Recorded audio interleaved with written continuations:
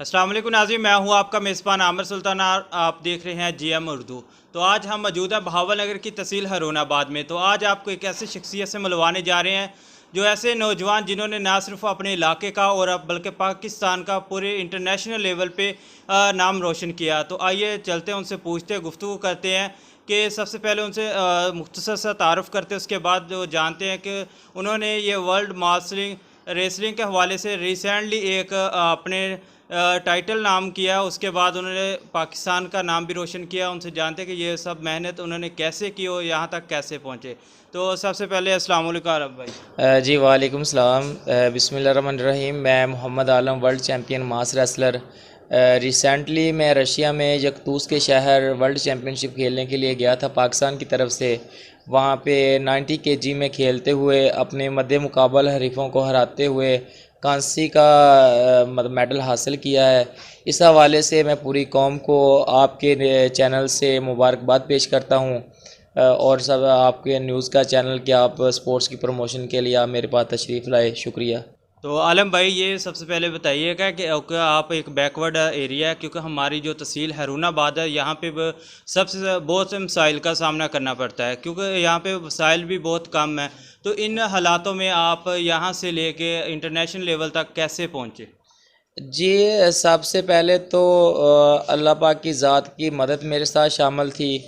तो मेहनत जो करता है वो एक ना एक दिन कामयाब हो जाता है। इसके दरमियान जो हमारा था मतलब कि अचीवमेंट्स के और मेहनत के दरमियान का जो था ना वक्फ़ा, मतलब कह लें, उसमें बहुत ज़्यादा कठिन हालात में मैं मेहनत की है।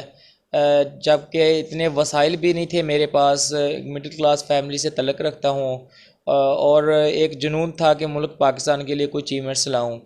तो मेहनत भी की है और हालात का मुकाबला भी किया है। और इतने बैकवर्ड जोन से उठ के इतने बड़े मकाम पे फाइज़ होना, मेरे ख़्याल में ये अल्लाह पाक की मदद के साथ हुआ है। इसमें मेरी जो थी वो मैंने अपना किया है, लेकिन वो सबसे पहले तो जो बेहतर था अल्लाह पाक ने वो मेरे लिए मतलब किया, इस जिस वजह से आज मैं इस मुकाम पर फायज़ हूँ। जी।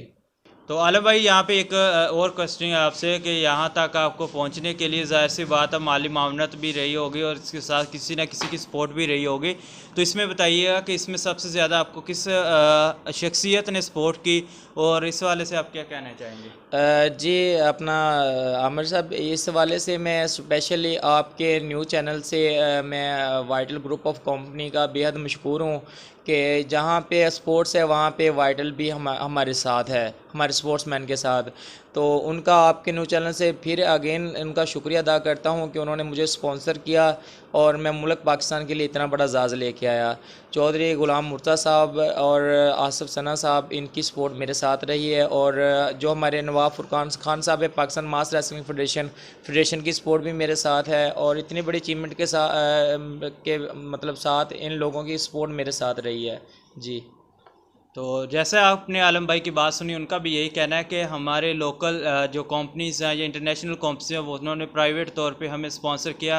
अगर इसी तरह अगर हमें हुकूमत भी सपोर्ट करे तो हम मुल्क पाकिस्तान का नाम ना सिर्फ पूरी दुनिया में, आउट ऑफ कंट्री में, हर मुल्क में अपने मुल्क पाकिस्तान का नाम रोशन कर सकते हैं।